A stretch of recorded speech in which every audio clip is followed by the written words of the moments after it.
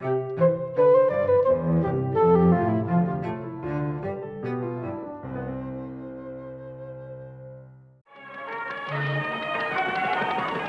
you want to see how the free market really works, this is the place to come. Hong Kong, a place with hardly any natural resources. About the only one you can name is a great harbor. Yet the absence of natural resources hasn't prevented rapid economic development. Ships from all nations come here to trade because there are no duties, no tariffs on imports or exports.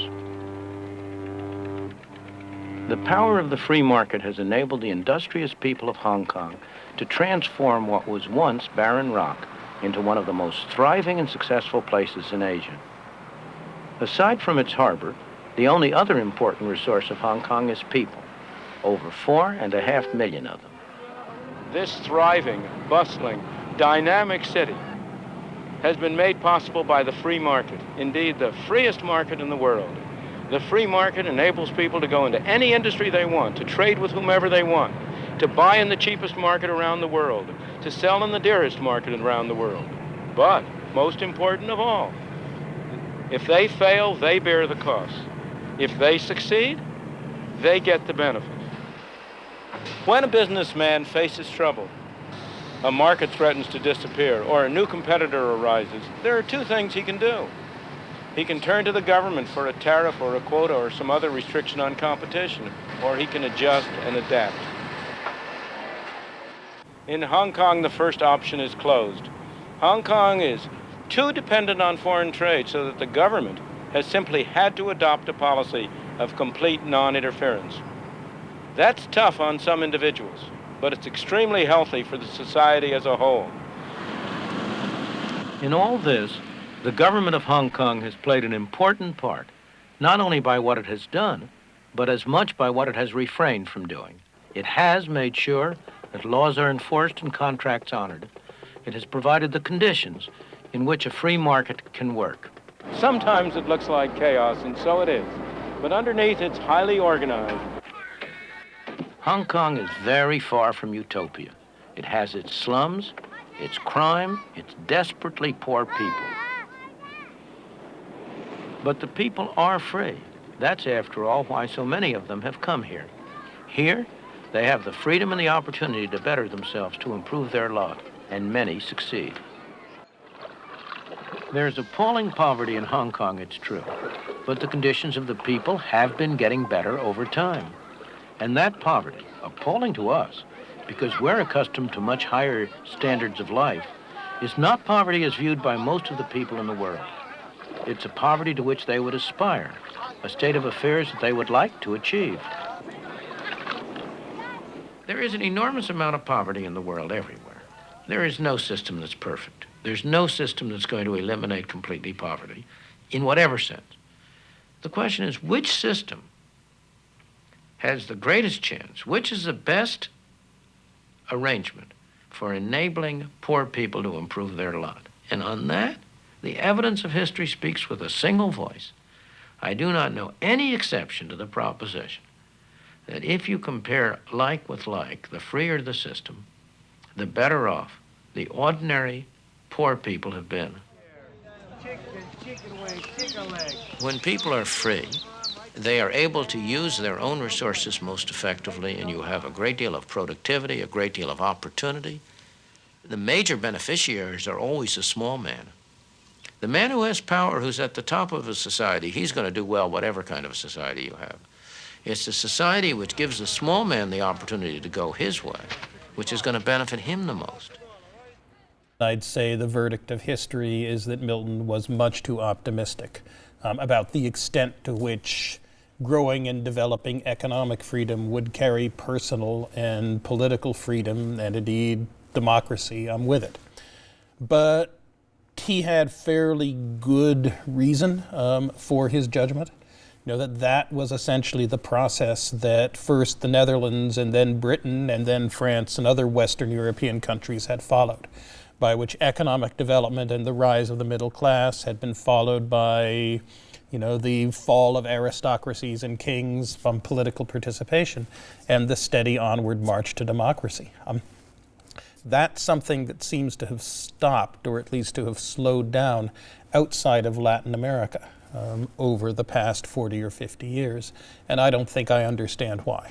Well, still, I mean, I think with the exception of oil countries, there's scarcely any country in the world that's rich and hasn't become democratic at the same time. I think what happens, as Brad says, that once you have the makings of a middle class wants not just the material goodies, but they also want to have a voice. They want to have control over their political futures, and they don't want to be ruled by dictators and their cronies. This is what, of course, we've seen in the Arab Spring. Maybe quite surprisingly, the countries where the revolution started were the countries that were doing economically better, like Tunisia and Egypt, not the backward ones. That's why I think China is quite worried about the copycat effect, and I think ultimately China will not get rich until it becomes democratic. Also, I think we've seen tremendous economic growth at rates which didn't exist in the past. So if you look at Britain's expansion, economic expansion took 2 centuries, political expansion took a century. What Britain did over that time, China's done in 30 years. It may be that it takes longer for political expansion to happen, and I have no doubt, for the reasons that Danny mentioned, but also the fact that at some point, to get further economic expansion, you need people to have ideas. And ideas often require a freer spirit. That means political change. And you can see that happening in China, especially with the new technology that we have. Twitter, Facebook, or their versions of it. There's a lot more discussion. And I'm hopeful that over time, you will see the democratic expansion across the world. So does either one of you believe that you can have a successful capital economy and an authoritarian rule? You know, it's not, I think there are 2 links. You can think about running from success to democracy and from democracy to success. The consensus of the work in the academic literature, and I think the consensus among economists, is there's a strong link from success to democracy. That, and this is what Danny was talking about, people get wealthier. One of the things you want when you're wealthier is you want a voice, you want a democracy. The link in the other direction, there are countries who've been very successful without necessarily freeing things up first. So I should say the link is stronger.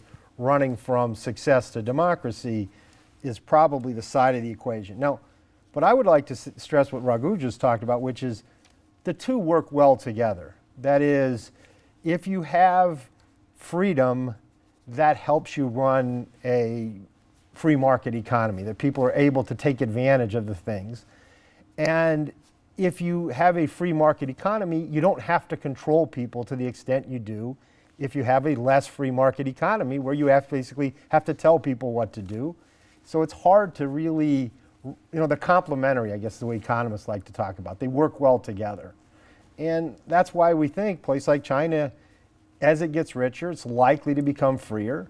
And it's going to be hard to keep getting richer if they don't get freer. Yeah, because when you look at Hong Kong, it really looks like the majority of people live in the ugly side, in this abject poverty, the slums. That's the way, certainly back when Milton Friedman was there. And for him to say that some of these people subscribed to being like that, like that's the way they want to be, that's hard to... Well, they were vastly richer than their parents and their grandparents had been. And they became vastly richer still, because today's Hong Kong is not the Hong Kong that we saw on the screen. It's vastly richer today than it was then, and they've continued to grow. It's still huge... Yeah, but it is the argument that if you don't have places where people without industrial skills can work productively and learn the skills of handling machinery that you need for an industrial economy, then if you get rid of those sweatshops and get rid of those occupations, you won't have a situation in which everyone's an upper middle class denizen of Chicago. What you'll have is a situation in which you have a huge number of unemployed or informally employed people who are even poorer than the people of Hong Kong. They're just out of sight.